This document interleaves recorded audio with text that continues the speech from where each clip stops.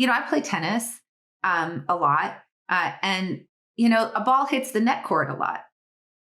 And sometimes it plops over to the other side of the court. And sometimes it plops over to your side of the court. And this can be on very big points that this happens. And when it plops back over to your side of the court, you're super sad and you feel like you're really unlucky. But then what I say to myself is, but it's gone the other way for me at really important times as well. So I try to always remember that. And the question is, then I try to focus on is, did I pick the right shot? Should I have done something which was going to have more clearance over the net? Should I, so then I start to think about, was it the right choice, right? I try to get back to the decision itself as opposed to just the outcome. Hello, and welcome to another episode of All the Hacks, a show about upgrading your life, money, and travel, all while spending less and saving more. I'm Chris Hutchins, and I'm excited to have you on my journey to optimize my own life by sitting down each week with the world's best experts to learn the strategies, tactics, and frameworks that shape their success. Today, I'm talking with Annie Duke, a former professional poker player turned best-selling author, and what I'll call a professional decision maker. Her 2018 bestseller, Thinking in Bets, Making Smarter Decisions When You Don't Have All the Facts, explored how life is more like poker than chess and has helped countless people make better decisions. And her latest book, Quit, The Power of Knowing When to Walk Away, is all about learning to quit well, which is a skill that can not only be learned, but that should be learned and practiced by just about everyone. We're going to talk about making good decisions, getting better at quitting, but more specifically, why learning the difference between luck and the quality of your decisions is so important, and how that can improve your life and your career, why just looking at the outcome of decisions isn't enough, what forces work against good quitting behavior, and why so many people struggle with the decision to walk away, how to use kill criteria to determine when to quit a project, a job, or some other endeavor, and a lot more.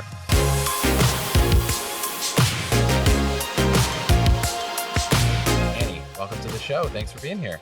Thanks for having me. You say there are only two factors in how life turns out, luck and the quality of your decisions. You don't have control over luck, but you do have control over the quality of the decisions you make. How can people tell the difference between the two and more importantly, improve the quality of the decisions they make? Yeah, so that's like the $64,000 question. So let's just first of all say, like, when you make a decision, there's two forces that are going to influence the outcome of the decision, right? One is luck, and one is the quality of the decision itself. Now, luck is a form of uncertainty that exerts itself on the outcome, right? So I could make a choice that's going to work out 95% of the time. That means by definition, 5% of the time, I'm going to observe a bad outcome. And I have no control over when I'm going to observe that 5%, right? So that's just kind of how it is. What's important to good decision-making is to accept that luck exists and try to see it clearly, right? So what we want to do is know that this is a 95% to 5% good to bad ratio on the outcomes that I could see, and not believe something else. So if we forecast that it will work out 95% of the time, but it's actually only going to work out 65% of the time, that would be a problem. So it's not about like controlling luck, because you can't definitionally. It's about being able to forecast appropriately how luck might exert its influence, what the influence of luck on the outcome might be. And we know from a lot of work in cognitive bias, for example, that there's all sorts of different ways in which we don't see luck very well. The illusion of control, we think we have more control over the way that things are going to turn out than we do actually, or over optimism and overconfidence, for example, are ways in which we will just sort of misassign the probabilities of different outcomes that might occur in the future. So that's the luck side, right? So part of a good quality decision is to be a good forecaster of these things, to start to see the outcomes in the way that they actually are, true to reality, what ground truth actually is, as opposed to what our brains sort of think they are, right? So that's piece number one. Piece number two, the other form of uncertainty that it is going to exert itself on the quality of the outcome that we might observe, and in fact, the quality of the decision that we're making, is just hidden information. So for most things that we're deciding about, we know very little in comparison to all there is to be known. Like I said, the stuff we know fits on like the head of a pin. The stuff we don't know is like the size of the whole universe, right? So obviously, I'm sure you've had the feeling, Chris, of saying, I wish I knew then what I know now. All the time. So, right. So that's just hidden information. You're just sort of seeing the influence of hidden information that you sort of realize, if I knew now then what I know now, I may have made a different choice. Why? Because when we're thinking about those forecasts that we make, right? I'm considering a decision and I'm thinking about what the possible outcomes are. Each of those outcomes has a payoff associated with it. Each of those outcomes has a probability associated with it.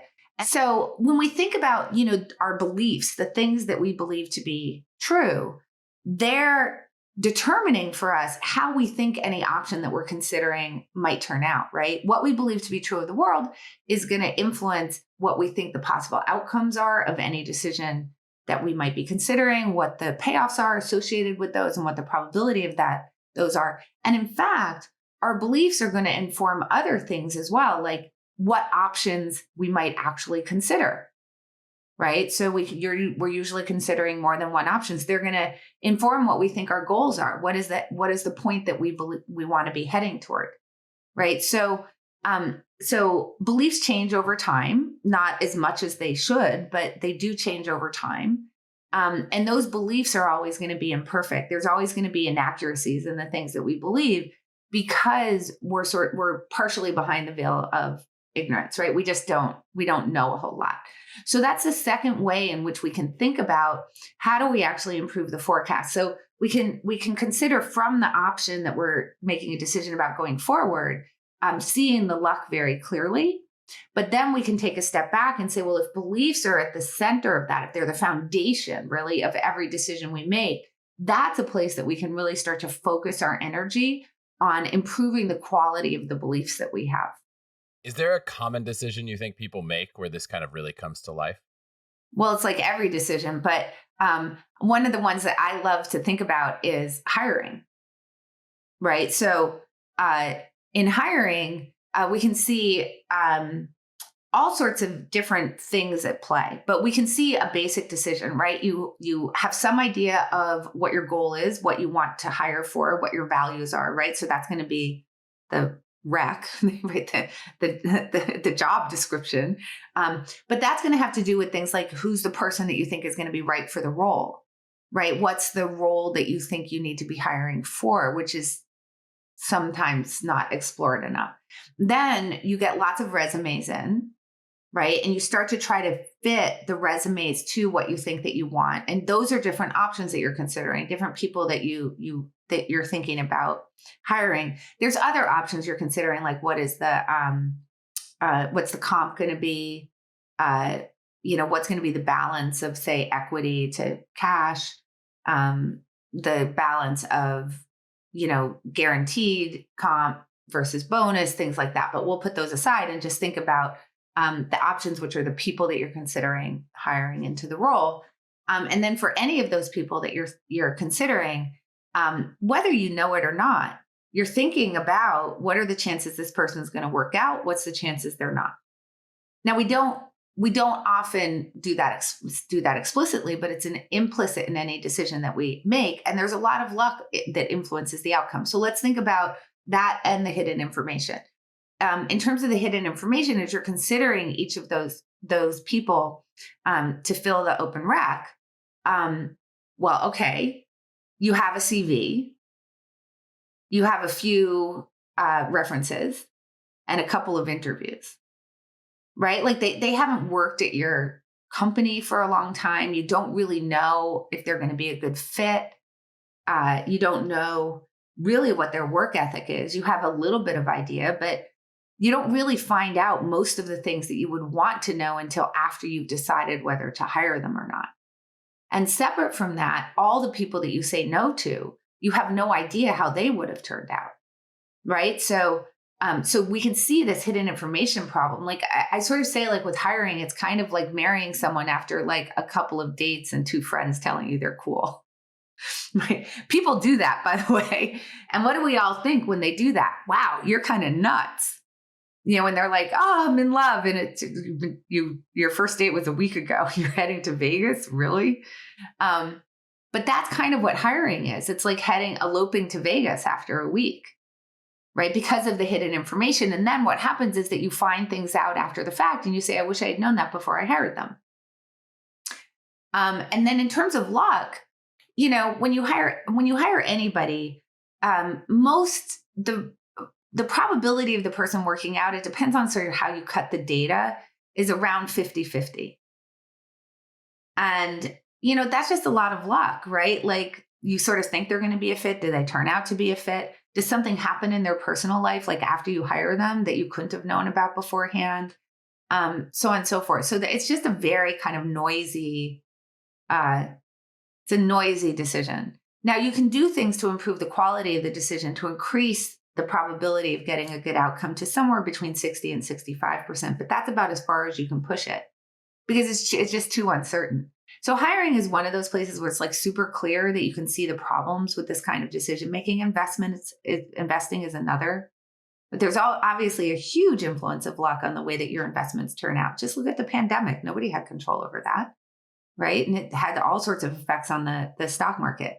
Supply chain issues, which I don't control. You said there are a few things you can do. It's like I now feel like I totally get why the decision just might be outside of my control, but it seems like there's a part of it that is in your control. Oh, there is. Yeah. And so that's the piece that let's dive into. So let's talk about what are the things that you can do. So the first thing you can do is make yourself familiar with a concept called base rates. This is really, really important. So if we go to that first thing that I said, that we're not very good at understanding what the probability of any event occurring is, know your base rates. What's a base rate? A base rate is how often something occurs in a situation similar to the one that you're considering. Simple. All right. So I'll give you a really simple example of a base rate. So let's just take your morning routine, right? You're trying to decide when to wake up because you need to decide how long does it take me to get ready in the morning so that I know when I need to get into my car in order to get to work on time. So this is something that people do, every morning, at least before the pandemic, before we were all online. There's a whole bunch of base rates involved in there, right? So one is, how long does it on average take me to get ready? Okay. So I could figure that out. I could track that for you over a certain period of time and figure out on average how long it takes you to get ready. I could even figure out a lower bound and an upper bound. That's going to tell you sort of like something about risk. What's the volatility? And then you can sort of figure out for yourself how much risk you want to take on. Like, how important is it for you to get to where you're going exactly on time? You would want to be at sort of account for the upper bound of how long it takes you to get ready. If you have some slack in there, you could account for the lower bound of how long it takes you to get ready, but we can figure out on average how long does it take you to get ready. And in fact, when you're deciding when to set your alarm, that's included in your decision, just not explicitly, right? Then when we think about, okay, I got to get in my car and figure out, when do I need to be in my car in order to go to work? That's another base rate that we're considering, which is on average, how long does it take me to get to work on the route that I'm considering taking, right? Okay, so that's for you personally. We could figure out those base rates, but there's all sorts of base rates in the world as well, right? Like I gave you one just a second ago. Depending on how you cut the data, your chances of successful hire are about 50-50. That's a base rate. So when I'm sitting here thinking, in that what we talked about, like being over optimistic, illusion of control, overconfidence, those kinds of things. When I'm saying I'm a great person at hiring, when I talk to someone, I can look into their eyes and I can figure out whether they're going to be a good fit or not. And I'm great at this. So you say to me, well, what do you think the probability is when you hire for this role that it's going to work out? And I say, oh, I think it's going to work out 90% of the time. Well, that's too far away from the base rate to be sane. So what base rates do is they give us a starting point for the forecast that we're going to make, right? That forecast of what's the probability that things will work out one way or another. And if I know that the base rate is about 50-50, and I'm estimating that I'm going to successfully hire 90% of the time, I need to discipline myself to that base rate. Now, maybe I am better than the average bear, but I can't be that much better than the average bear, right? That's the thing. So maybe I can say like, oh, I'm great. I'll be 60%. But notice how far that is away from 90%. So it's just disciplining you to the base rate. Now, I actually do research on this with Phil Tetlock, who wrote Super Forecasting, along with his collaborator and wife, Barb Mellers. And this is the single most important thing we found in getting people to be better estimators of sort of probabilities and outcomes in the future, is to teach them about base rates and start to discipline their guests, give them that starting point of a base rate. So that's the first thing that you can do for anything you're considering. Try to figure out what's the base rate, what's the appropriate reference class, right? So if I want to figure out how long it's going to take me to get to work, and I live in Philadelphia, I shouldn't ask how long it takes people to get to work in Cincinnati. It doesn't have anything to do with me, right? So you want to get the right group that you're comparing to. So like if I'm thinking about hiring, I could look at averages for all hires. But if, say, I'm a SaaS startup, I can look at average turnover at SaaS startups, right? And that gives me a really good base rate to start from. So that's piece number one, is know your base rate. So that has to do with seeing that luck really clearly. Piece number two is improve the quality of the information that you're getting. And the way to do that, honestly, the best way that you can do that is to start gathering independent viewpoints on the problem that you're considering. Okay, so we can go back to the hiring example. When you're thinking about creating the job description, figure out a group of people that are going to be on the hiring committee and are appropriate to be giving input into what you think that role requires. So let's say we're talking about like a C-level executive. Let's say it's like a CRO, right? We would, want maybe the CMO to be involved, certainly the CEO. You may want the chief product officer involved. You want customer success involved. You want people who are doing enablement, so on and so forth. So you want to get the people who are sort of like in that function, and then the leaders the other leaders that person is going to be interacting with. So you figure out who the people are that you think should give input on this. And when it's a personal decision, because like let's say I'm trying to decide if I should buy a house, do I build a group of people that I get feedback from, or how do you apply that to a normal kind of non-professional decision where there's teams involved?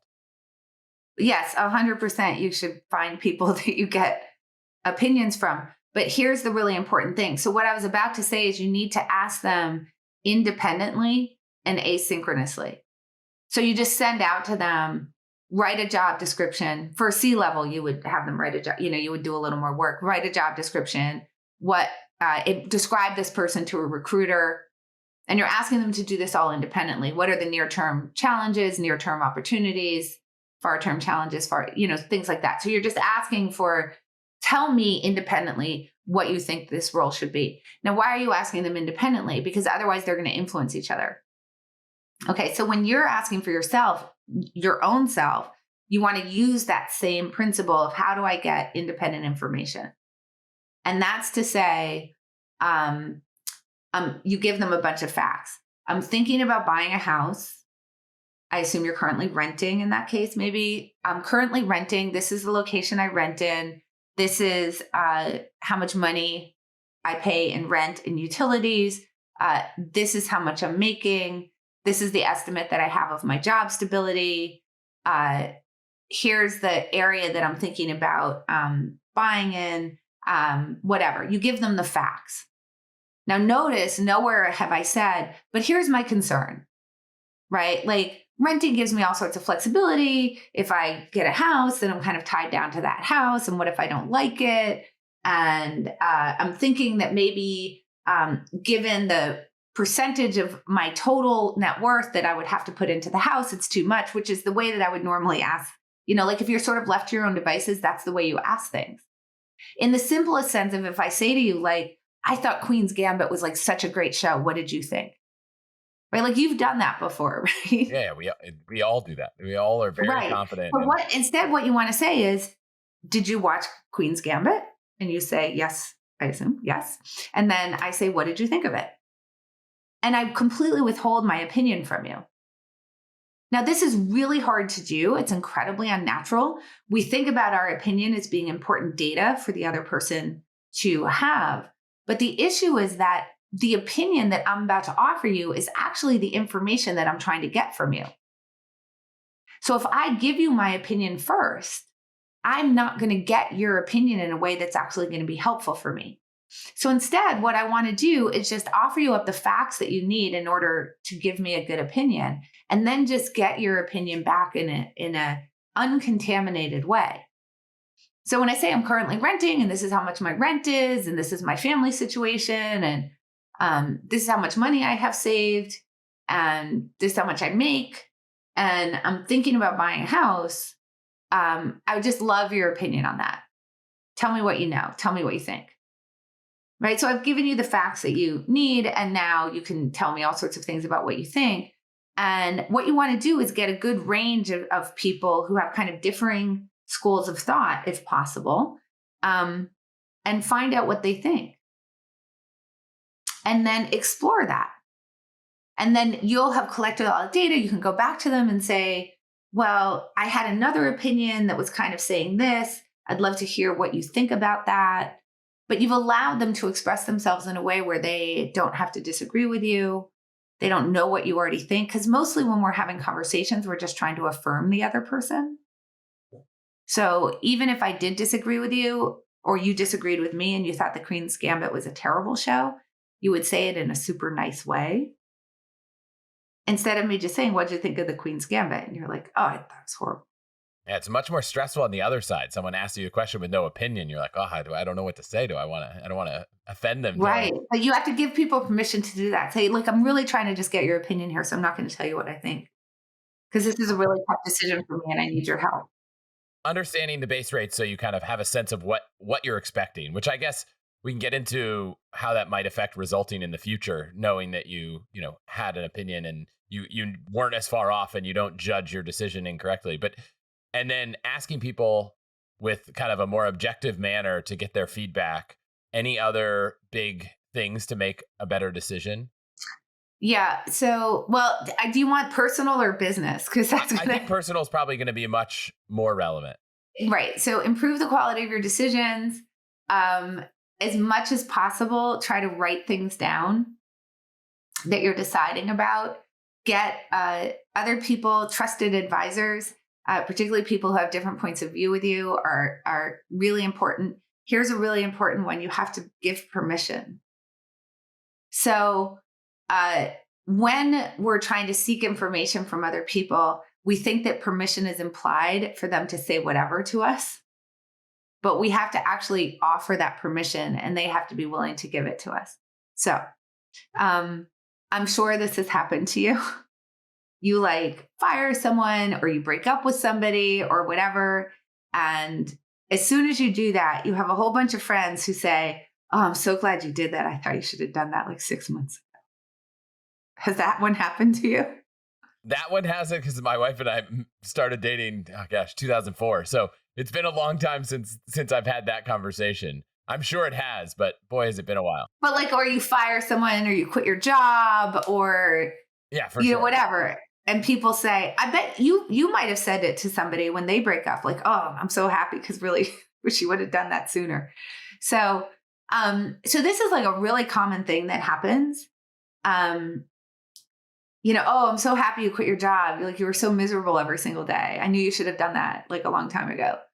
And your thought when people say that to you is, okay, but like, why didn't you tell me? And the answer is because there wasn't any explicit permission given. So in order to really find out what somebody thinks, you have to give them permission to say what they think.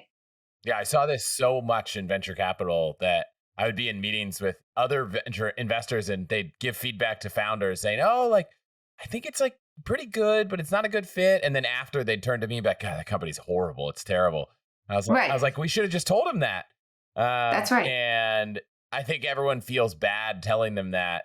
And now every time someone asks me for feedback on their startup, I'm like, how honest do you want me to be? Like, do you want me to tell you to quit? Right. So I guess if you're on the other side, you can also invite someone to invite you to be more honest and give critical feedback. So I actually do that with my friends. I'm like, are we having a conversation where you want advice or where you're just offloading like your emotions? And because I want to know. Right. Because sometimes they don't really want your advice. So I think that's really important. I mean, I think that's just really important. I think Ron Conway, who founded SV Angel, is such a good example of like doing this really well, like being a very good decision coach to somebody. So he would actually tell the companies what he thought of them. But he would sit down and he'd basically say, like, I think we could admit this isn't working, as opposed to it seems pretty good. Like just keep going. He'd be like, look, it's not working. And invariably the founders would push back on him and say, no, but I know we can turn it around. So it wasn't so much disagreement that it wasn't working, because I think everybody knows when things aren't working very well, but it was always, no, but we can turn it around. So he was trying to coach them into letting go. Right. And, founders are gritty by nature. Of course, they don't want to let go. So when they said, like, no, but I think I can turn it around, his tactic was not to disagree with them, which I think would have just caused a rift, but to say, okay, tell me exactly what turning it around looks like. So, like, let's think about the next 2 months, right? So you're saying you're going to turn this around. What exactly does that look like? And try to figure out what those benchmarks are. Now, he would sit down and do that with the founder, so that the founder now owned that, sort of along with Ron Conway. And this is a really good trick for decision making, is that often your decision making is at its worst when you're trying to make the decision right then, like when you're actually facing the decision down. And this is something that really improves decision quality, is to think in advance. As much as possible, do advanced planning on your decisions. It's much more efficient. It creates much better decisions. So that's essentially what he's doing in this moment. He's saying, let's think about 2 months from now, rather. So we're going to think about 2 months from now, or 3 months from now, the end of the next quarter.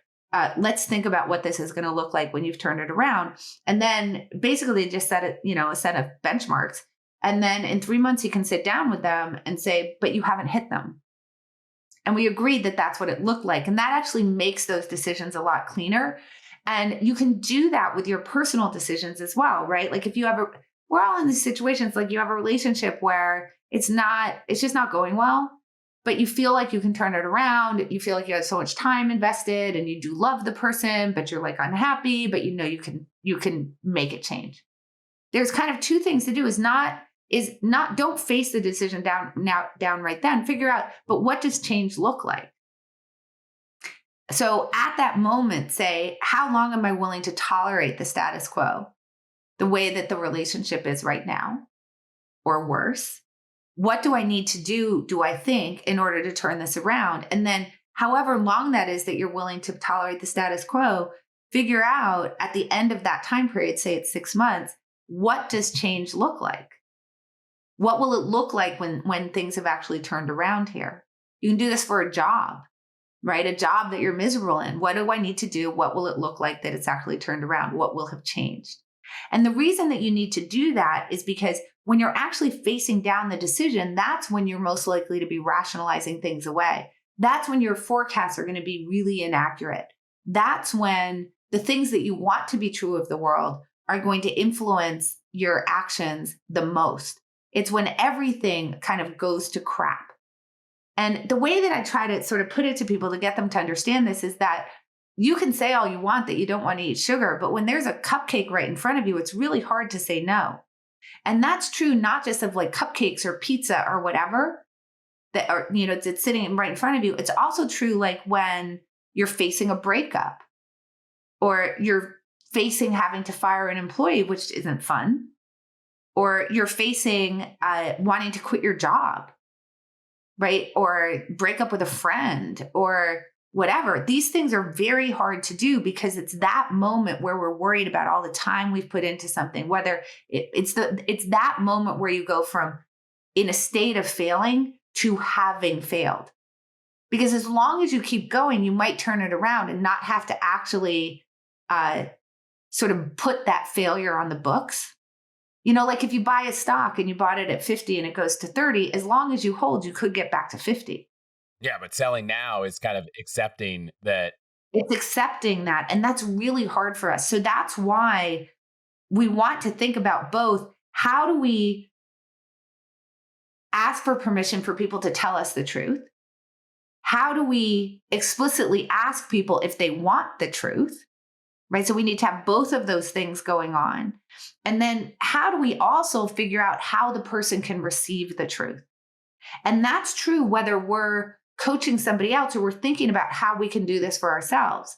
And one of the best ways for us to receive the truth is for us to think about the truth as something in the future.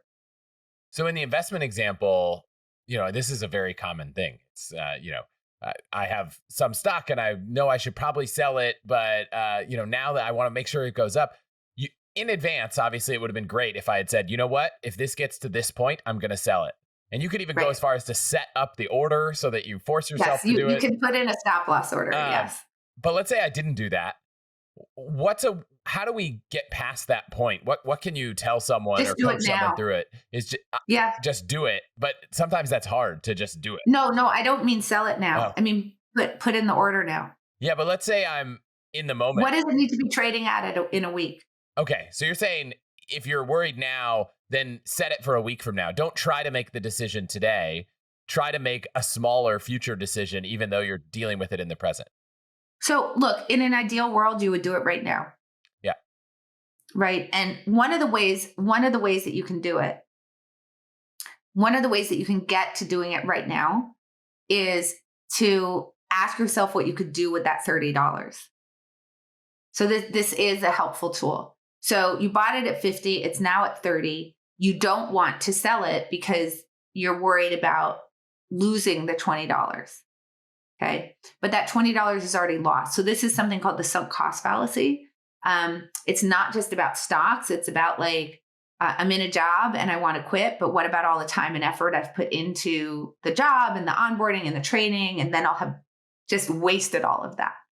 Right. It's true of relationships. It's true of employees that we've hired. So it's basically true of everything, right? It's true. Like if you buy a concert ticket, you've now paid for the concert ticket. There's planning that's gone involved when it's freezing cold and the driving conditions aren't even safe for you to go to the concert. You still go because you don't want to have wasted the ticket, even though it's a ridiculous decision to go. Okay. So we know that this is a problem. So one of the things to do is to shift the frame and say, instead of saying, but I don't want to lose my $20, say, what could I do with that $30? So that can be helpful in the moment, because what that does is it focuses you on the opportunity cost of the capital or the opportunity cost of your time, so on and so forth. Like, what could I use that $30 for? What could I use this time for? That kind of assumes that you've made the decision, that you need to sell it. You're just struggling with it. But you highlighted in Quit that, let's say sometimes I used to tell people, oh, if you're trying to, let's say you work at Google and you have a ton of Google stock. And I would often tell people as a financial advisor, I'd say, you probably don't want all of your money tied in the same company. And people would say, okay, well, I'm trying to figure out if I should sell it. And I would ask them, well, let's pretend there was a mistake and it all got sold. Would you want to buy it all? And you said in the book that kind of like Jedi mind trick doesn't really work. So I'm very curious what we should do instead, or maybe why it doesn't work. There's two things that you can do instead.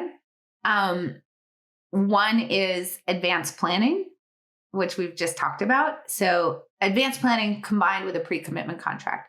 So essentially you want to set up kill criteria. What could I observe in the future that would make me want to sell this? Okay. So, sometimes you'll discover, oh, that's the state of the world today, and you may sell. But just saying, like, if I were fresh to this decision, what would I do doesn't really help you. So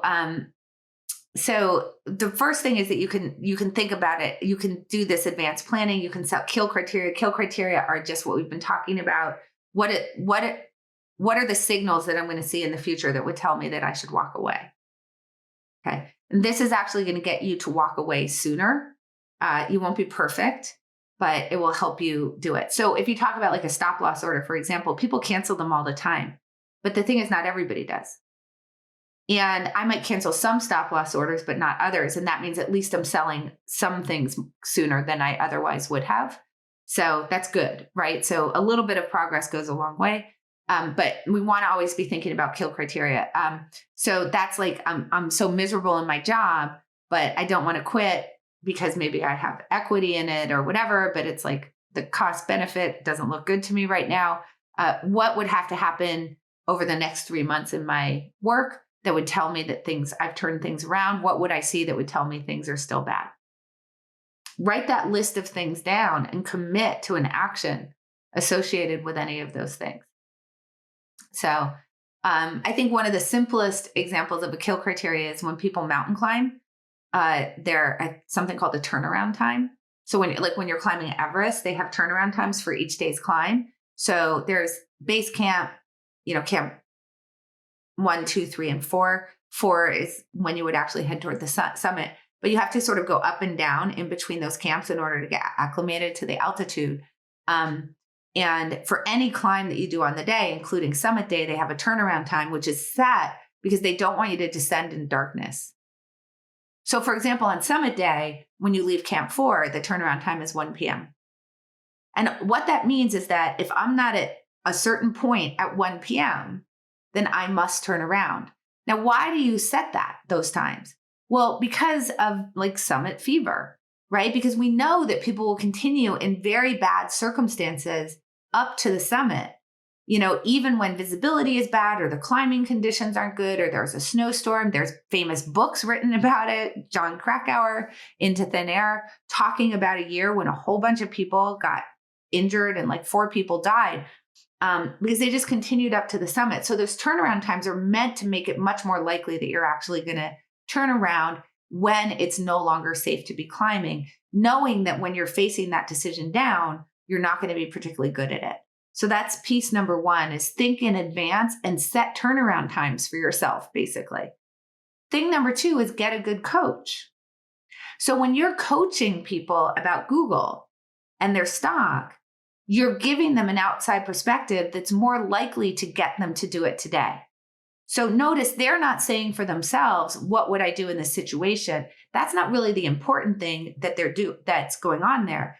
The important thing is they're getting somebody's perspective who's been there, done that, who kind of thinks about equity, who's offering them a perspective that's really important, where they're getting advice that would be similar to the advice they would give somebody if they could get out of their own head.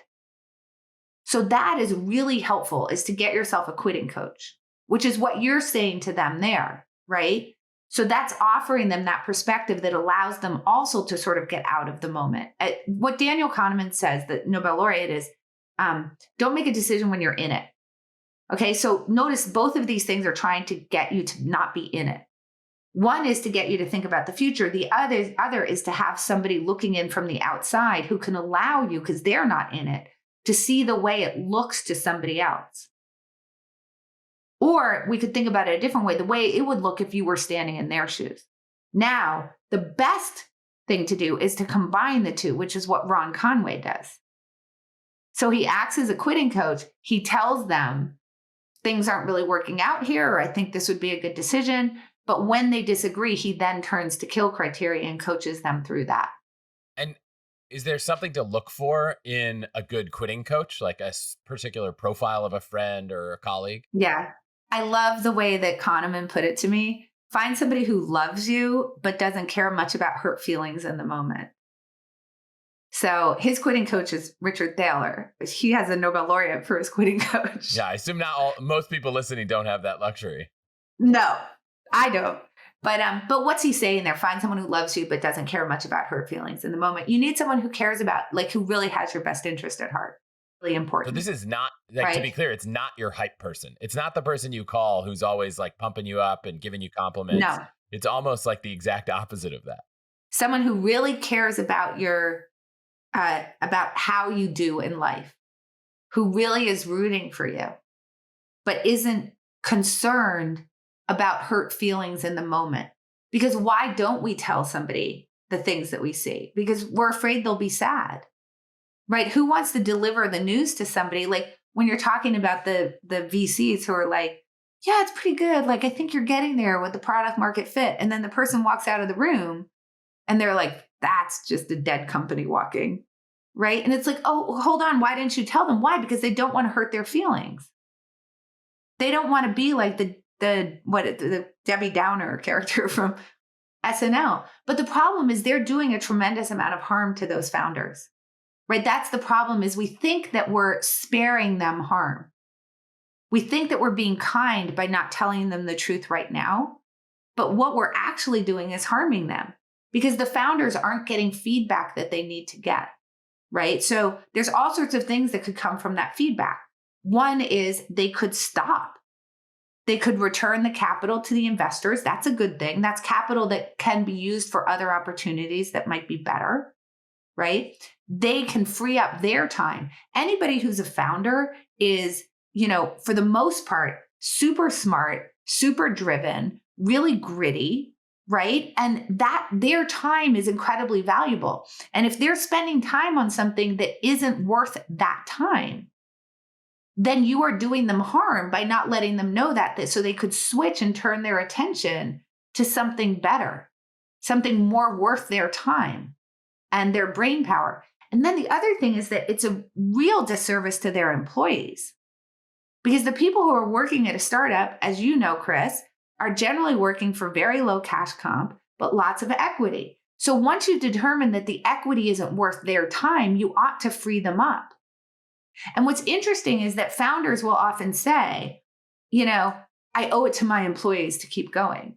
And it's like, no, but once you've decided that the equity isn't worth their time, you owe it to them to let them go so that they can go spend their time on something that might actually be world changing, where the equity might really matter, right? Because there's only two reasons that people are willing to do this: because they want to change the world, or they think the equity is going to be worth a lot, or both.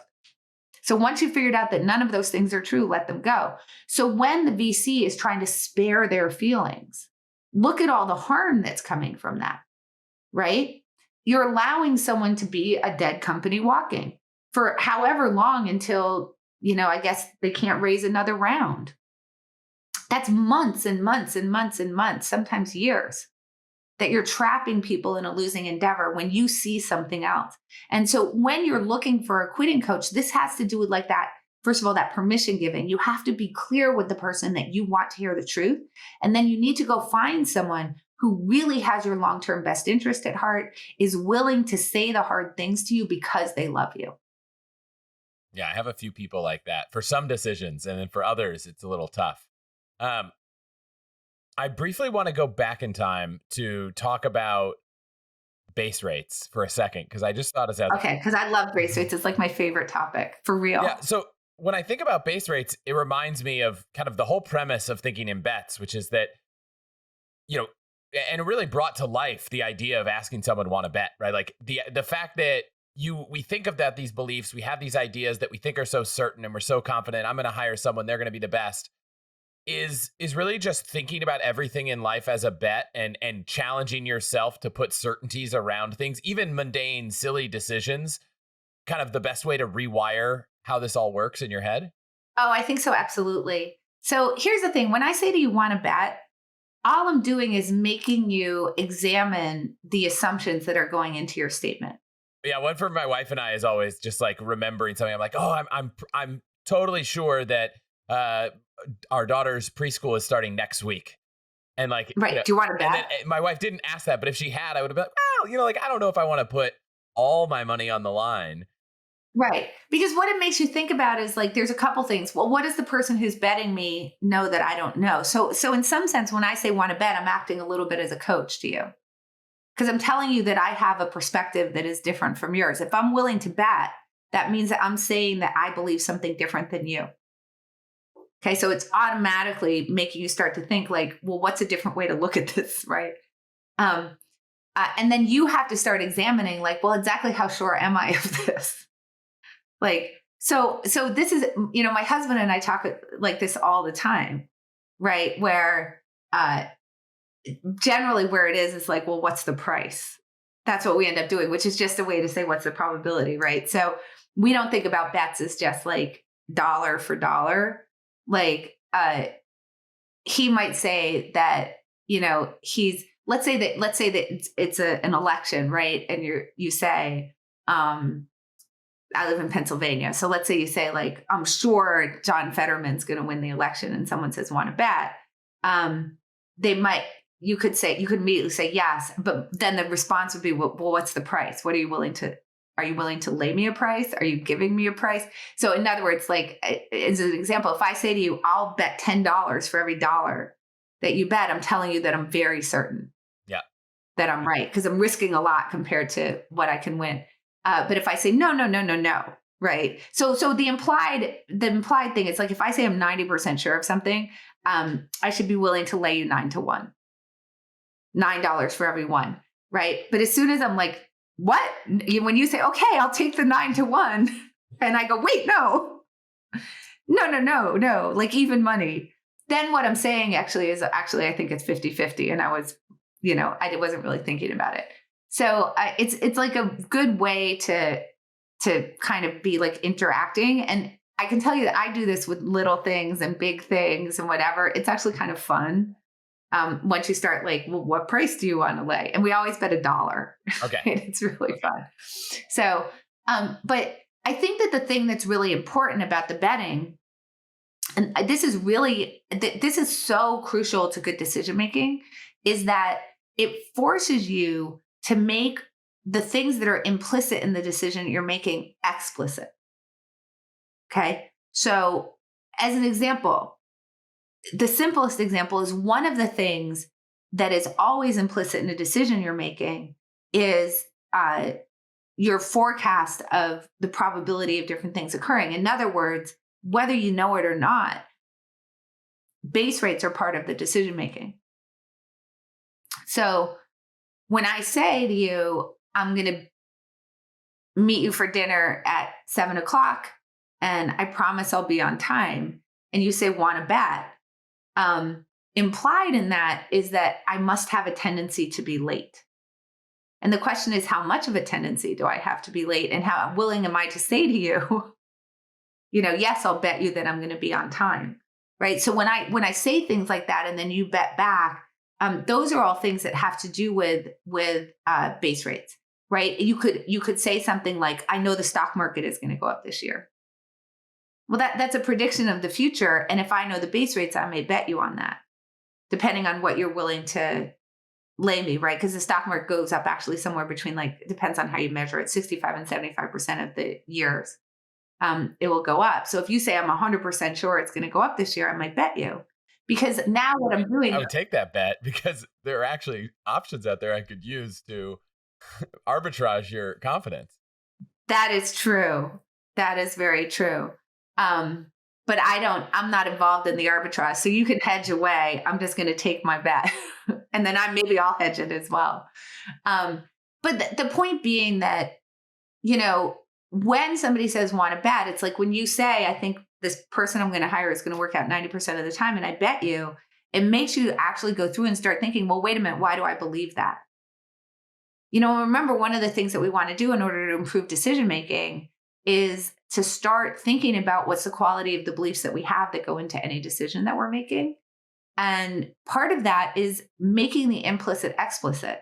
And this is one of the things that's so incredibly important. I mean, even talking about a hiring example where you send out to a bunch of people, like, what do you think the job description should be? What do you think the person, if you were describing them to a recruiter, and you're getting that all independently, right? What you're finding out is in an explicit way, when they would otherwise just go and interview somebody, what are the things that they think are important for filling this role?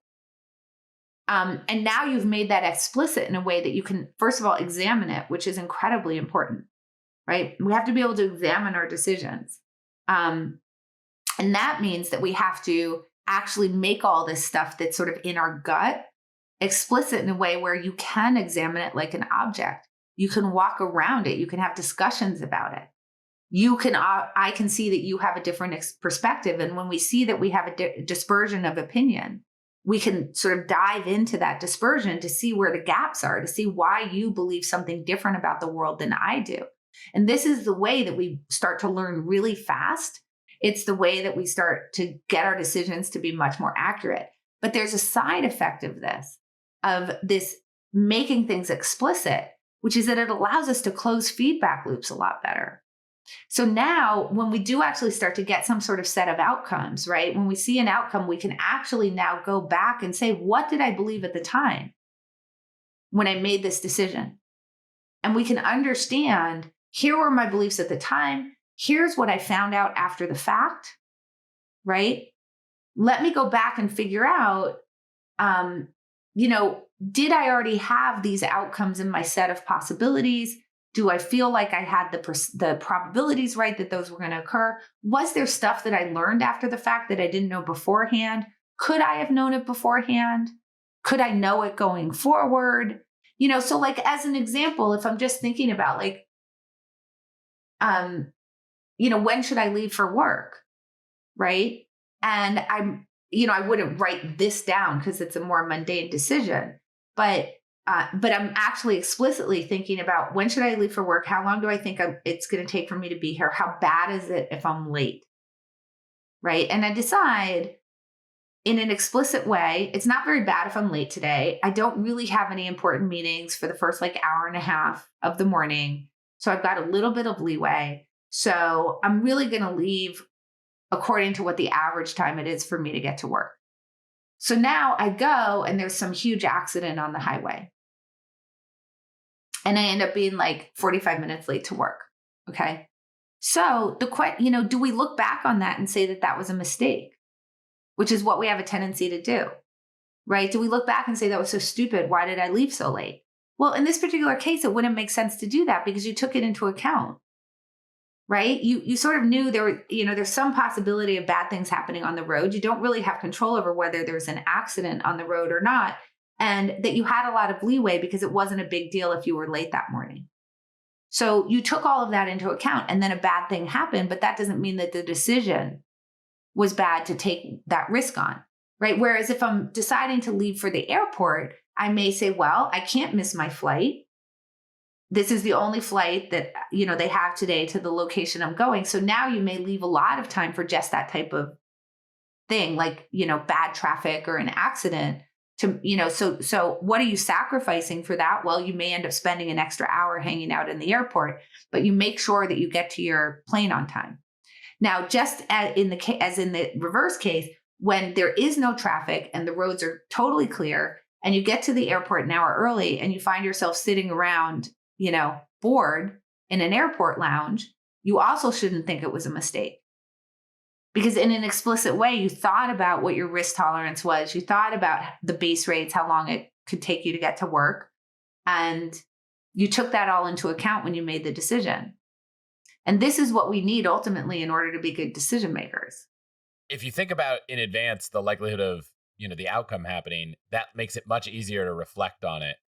This happened to me in a situation where we were trying to, I won't go into the details of it because it could, I could go down a rabbit hole, but we were trying to do something kind of tax efficiently when we were buying a home, and it involved taking some money out of the market. And I was like, okay, we're going to have to take a good chunk of our investments out of the market for about 60 days.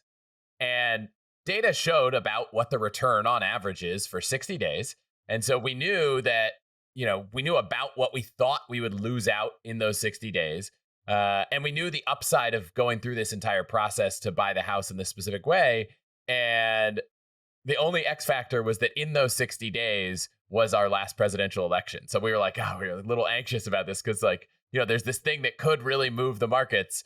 And so at the end of the day, I think time will tell. If we stay in this house for more than like 7 years, it was a good decision. But if we don't, I still think it was a good decision. And even the wording I just used is probably wrong. If we stay in this house for 7 years, it will have been the optimal outcome.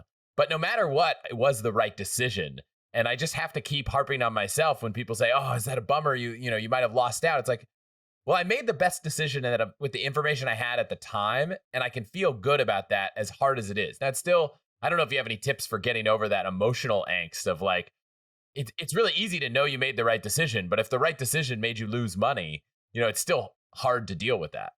Yeah. And I mean, the other thing is I assume that you took that into account, right? Like there are base rates for how long people stay in their homes as well, right? So you can say like, in the worst case scenario, this is how long we would have to be in the house. What do we think the probability is that we'd be in the house this long? In the best case scenario, this is how long so you take all of that into account, right?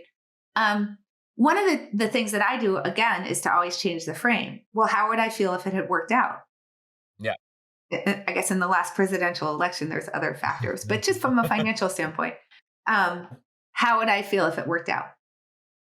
So one of the things that I always try to think about is, Oh, but those things go my way a lot too.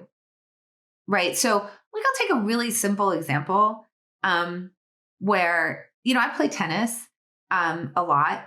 And, a ball hits the net cord a lot. And sometimes it plops over to the other side of the court. And sometimes it plops over to your side of the court. And this can be on very big points that this happens. And when it plops back over to your side of the court, you're super sad and you feel like you're really unlucky. But then what I say to myself is, but it's gone the other way for me at really important times as well. So I try to always remember that. And the question is then I try to focus on is, did I pick the right shot? Should I have done something which was going to have more clearance over the net?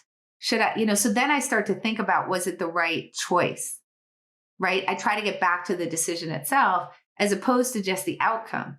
And we do this all the time. Like you're talking about a pretty high stakes decision that has to do with like financial planning in house and you're taking, but you're taking equal risk, right? By taking it out of the market. And the thing is that you weren't taking it out of the market because because you were guessing out the outcome of the presidential election. Now that I would say that's not so smart, right? Like we just know that from the base rates that's not trying to time the market doesn't really work out for people very much. But you're taking it out for a different reason where you understand what the risks are, that sometimes it's going to go up, sometimes it's going to go down. You understand how long you would have to stay in your house in order for it to be a reasonable decision, so on and so forth. And, and you decided that you were willing to take on that risk. I don't have any issues with that. Now, that's not to say that you wouldn't close the feedback loop and go back and say, would it have made more sense for us to wait until the presidential election had played out? And the answer to that might have been, but this is the house that we really want. We've been looking for a long time and it's kind of go time. We can't wait. Okay. Right. Like none of that sounds bad. The only thing that would be bad is that I had lots and lots and lots of time to wait and I didn't need to do this at a moment of high uncertainty. Then I would say, well, maybe we should talk about that issue. But outside of that, you've thought it through. But this tendency, like when you said, like, then it will have been a mistake, been a bad decision. It's so strong with us. Like, let me ask you this. Have you ever so you've gone to a restaurant, right? And you're looking at the menu and you're trying to figure out what to order. Let's say it's a restaurant you've never been to. You're trying to figure out what to order. So this is really high uncertainty, right? Like you've never been to this restaurant. Yeah, it's got good Yelp reviews. And you're trying to figure out what to order.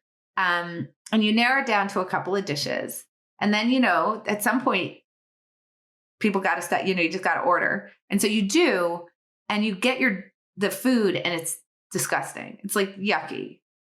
What do you immediately say to yourself? Like, oh, I made such a big mistake. I should have ordered something else. What do you mean you should have ordered something else? Like, you kind of know what your preferences are. You know what you like, and so what I try to tell people is like, look, you know what you know, and then there's a lot of luck, right? You know what you know, there's a whole bunch of stuff you don't know, and then there's a lot of luck. So even with something like ordering off a menu, I say, just look, here's the deal. Like, you should just divide the menu up into stuff you like and stuff you don't like. Like, it's easy for me. I'm a vegan. So it's like, what's vegan? What's not vegan? And so I can divide it up that way. And then I could do further things like what has eggplant in it? Ugh, right. And then do that. And then, I get it narrowed down to whatever is available for me to eat off the menu. And then honestly, you should flip a coin. Like literally just, okay, here's the things that are in my choice set. I'm just going to flip a coin to try to figure it out. Now, if you're not comfortable doing that, I'll do this sometimes. I'll just say to the waiter, you decide. It's the same thing as flipping a coin, right? Like, here are these two things. Surprise me. Yeah, I did an episode with Patrick McGinnis, who's kind of notable for coining the term FOMO. And he just looks at his watch. He comes up with two things. He says, if the second hand's on the left, it's this. If it's on the right, it's this. It's his version of flipping a coin. Or you can just tell like I say, you can tell the wait person to just decide for you. And then you get what you get and it's fine. But that strategy, so I call it the menu strategy, is actually a way to make your whole life much more efficient. right? It's like you're trying to decide what to watch on TV, like figure out what your choice set is and flip a coin. The key to doing that is that when you don't like the thing you're watching, quit it. Right? I mean, you could this is the thing about this type of strategy. It's like you have to be willing to abandon it. So the problem is that when we're approaching a decision like what should we watch, should we start this series? We think we have to finish the series. We think we have to finish an episode. Right? Like we think all of these weird things about it. And so then we get really caught up in like trying to do research and we're like, whatever. I just look at Rotten Tomatoes and look at the things that are high rated or like things that my friends have recommended. And then I just kind of like do it. And if I don't like it, I stop. But you have to be able to do the thing on the back end in order to do it. But you can do this with everything. Like there's two houses that you love and you can't decide between them. Okay. If you can't decide between them, by definition, that means that your forecast of the probability of you loving either one and being happy in them is equal. So flip a coin. I mean, you can really do it with big decisions. The difference between a big decision and a small decision is that the bar for sorting out options you would consider versus options you wouldn't is higher. Right? So for what you'd order off a menu, it's not that big a deal. You eat 3 meals a day, I assume, whatever. Right? So it's a very low bar for getting to a coin flip. For buying a house, it's a pretty high bar for getting to a coin flip.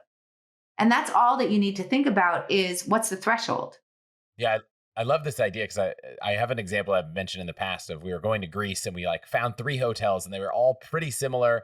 And we were struggling. We were like, well, does this room look nice in this room? Yeah. And it turns into months. Yes. And the easy answer was like, once you've gotten to a point that you're pretty sure all of them would be fine, just pick one and move on. But it brings up the bigger question, which is, you've written a couple books on decision making, and then you decided that this one decision of quitting and walking away was different enough, I assume, that you wrote another book on it, that just came out. I'm curious what made quitting such a hard decision. What characterized it so differently that it was worth the kind of follow-up to dig into? Basically, here's the deal. What allows us to make decisions under uncertainty is that we have the option to quit. Okay, so just basic, right? Imagine if when you hired someone, you could never fire them. How hard of a decision that would be. Imagine if as soon as you went on a date with somebody, you had to marry them. How hard would it be to choose somebody to go on a date with? Right? Imagine if you rented an apartment, you couldn't get out of the lease, like ever, for your whole life. Like these things would become very difficult, right? So decision making under uncertainty is really hard, but what allows us to be able to do it, to be able to choose things when we know so little, is that when we find out new stuff, whether it's about the world or it's about our own preferences, it turns out I don't like this neighborhood, whatever, that we can quit. Okay, so it's a really, really, really important decision. Is having this option to quit is incredibly valuable. But what's interesting is that what the science tells us is that we're really bad at it. So, there's a lot, obviously grit is a really, really popular concept. People think about grit as character building, in fact, as almost synonymous with character. And it's true that grit's really important for getting you to stick to hard things that are worthwhile. That's incredibly important, right? We have to not quit things just because they're hard. Otherwise, we won't ever be successful at anything because anything worth doing is going to be hard at some point. Okay. So that's for sure true. And I think everybody should read Grit, and it's a great book, and Angela Duckworth is brilliant. But I was missing the other side of the conversation, which is that grit also gets you to stick to hard things that are not worthwhile. And that's a really huge problem. Grit, we can't think about grit as a virtue and quitting as a vice or a character flaw, right? Because I can show you lots of circumstances where grit is a character flaw, where sticking to something too long is bad. Like Muhammad Ali boxing for years after he already had symptoms of Parkinson's. When he was really suffering physically, he should have walked away from the game. So we know that it's very context dependent, right? And sometimes quitting is the best thing that you can ever do. Like if you're in a job with a toxic boss, or you're in a toxic relationship, or you're at the top of Everest and it's past the turnaround time and there's a snowstorm coming in. Clearly, sticking to it is dumb in that situation, right? So we need to realize that they're the same decision.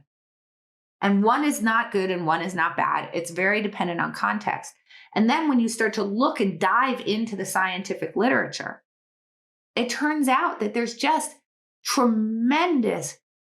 a tremendous cognitive forces that make it very hard for us to walk away from things. Not at the right time anyway. All the way from sunk costs, which we've talked about a little, which is this tendency to stick to things because you're worried you'll have wasted the time or the money or whatever that you put into it because you want to get that back somehow, like when you hold on to a stock or you stay in a job or whatever. There's issues that have to do with endowment ownership over things. We value the things that we own more than the things that we don't, including our beliefs, by the way. And we don't like to let go of those things that have to do with something called sure loss aversion, which Daniel Kahneman talks about, which is, as we just said, like you have a loss on the books. If you quit, you have a loss on paper, rather. If you quit, it turns into a realized loss. And we don't like that. That doesn't feel good to us. So, as Richard Thaler says, like we don't like to close mental accounts in the losses. So like we don't like to close those accounts and sort of eat that loss, even though, obviously, just like a stock portfolio, our decisions are a portfolio, our opportunities are a portfolio. And we ought to be trying to spend our time on the ones that are going to move us toward our goals the most, that are going to cause us to gain the most ground. We open an account for a particular thing we're doing, whether it's a marathon or climbing Everest or a job or relationship or whatever. And we don't think about, that time, that effort, that all of that is fungible across all the possible opportunities we have. Instead, we just think, if I quit now, I won't have hit my goal. And then I'm going to be a failure and I'm going to have lost. And so we won't quit. There's, identity, cognitive dissonance, status quo bias. These are all, in the book, omission, commission bias. It's like there's so much stuff that we just carry around with us, this cognitive debris that makes it really hard for us to walk away. And here's the thing, that why I'm so passionate about this topic is that we think that quitting will slow our progress down. We think it may actually cause us to lose ground. But that's not true. When you quit at the right time, it actually gets you to where you want to go faster, because it stops you from sticking to something that isn't actually causing you to get there, to gain ground toward your goal, and allows you to switch to something that will allow you to gain ground toward your goal. And that's the thing that we miss, because we don't see the other opportunities that the thing we're doing is stopping us from engaging in. Because there's a cost to that time. There's a cost to that money that we're spending on whatever it is that we're into or that we're pursuing, the path that we're on. And we won't let go of it, because if we haven't reached our goal, we think we're a failure. But just like if you sell that stock at 30 and you take the $20, whatever, you lost the $20. So what? You can put that $30 into other investments that are actually going to get you to financial well-being more quickly. So holding on to a stock that isn't worthwhile because you already lost $20 in it is actually slowing your progress down, because you can't go put those resources into something that will get you to financial well-being more quickly. And that's true whether it's a stock or a job or a relationship or a race you're running. I don't really care. If the world tells you should quit, you ought to do that, because that's the thing that allows us to decide under uncertainty in the first place. So let's start exercising that option so that we can more efficiently and more quickly get to where we want to go. I love it. There's so much more about quitting in the book. I'm going to rapid fire ask you a few things to see if you could just overview quick, 1 or 2 minutes. Okay. I love the Astro Teller example of the monkey and the pedestal. And can you just walk people through that? We want to be efficient in the things that we're pursuing, right? So we want to get to understand, should we continue or should we quit as quickly as possible? So here's a mental model that will help people do that. It's called Monkeys and Pedestals from Astro Teller, as you said, over at X at Google. Imagine you're trying to train a monkey to juggle flaming torches while standing on a pedestal in a town square. This will be a money-making opportunity. What's the thing that you should do first? Should you build the pedestal first, or you should try to train the monkey to juggle the flaming torches? Well, the thing about the pedestal building is that you already know you can do it. We've been building pedestals forever. It doesn't really help you. It's low-hanging fruit, but it's not something that's actually going to help you to accomplish your goal, because you could just turn a milk crate upside down even, right? So if you spend time building the pedestal, it's really kind of wasted time, because it's not unlocking the bottleneck in the system, which is, can I actually train this monkey to juggle the flaming torches? So his point is that when you approach this project, you should say, what are the monkeys? Right? And ask yourself this: what are the monkeys? What are the pedestals? What are the things I know I can accomplish? What are the things that are going to unlock the whole system but are really hard and I don't know if we can do it? And attack those things you don't know first. And that's going to do two really important things for you. One, it's going to get you to understand whether you can actually do this thing or not really quickly, right? Two, and this is really important, is it's going to reduce those sunk costs. Because all that time you spend building pedestals is time and effort and money that you're putting into something that's then going to cause friction when you butt up against a monkey that's hard to train. So train the monkey first. Now, this is the opposite of the way that most people do things. How many times have people approached a project and said, well, what's the low-hanging fruit? Let's try to solve for that. And the problem with the low-hanging fruit is that those are all pedestals. Don't do the low-hanging fruit until you know whether you can actually grow the whole tree. Can you get to the fruit at the top of the tree? That's what you really care about. So I love that mental model. Yeah, I'm going to link in the show notes. A friend of mine, Aaron Battalion, wrote this post about knowns and unknowns. And like, he pushed me so hard in my last startup. He was like, figure out what that known unknown is. What's the thing that you don't know how to do, that you don't know how to do? And in his case, ultimately, the thing that he pushed me to focus on that, sorry, Aaron, I didn't follow at the beginning, was the thing that we realized halfway through running the company was the problem. And we ended up shutting the company down, and, you know, with $4 million in the bank, because we realized like the thing wasn't going to work and we didn't want to keep going. And you probably could have done that with $5 million in the bank. Right? I mean, this is what AstroTeller is trying to say is like, look, you're going to spend some time trying to solve for the monkey, or figure out if you can solve the monkey or monkeys. And you might spend $2 million doing that. But if you can get to that answer in $2 million instead of $9 million, again, that's a savings of $7 million, not a waste of $2 million. That's why this is such an important mental model for people to use. There were a bunch of other great mental models on all kinds of different aspects of quitting. Where can people find out more about the book and everything else you're working on? People can always go to annieduke.com. I have a newsletter. Lately, it's been a lot about quitting, not surprisingly. I'm super into the topic, as you can imagine, or you can tell. And then Twitter, at Annie Duke. And then you can obviously buy the book at any online or physical retailer near you. I got an advanced copy. I appreciate that. I really enjoyed it. Sometimes I don't get through the whole book before I talk to someone. This time I was like staying up late. My wife's like, we got to wake up our kids in the morning. So I really enjoyed it. Thank you so much for writing it. And thanks so much for being here. Thank you so much for having me.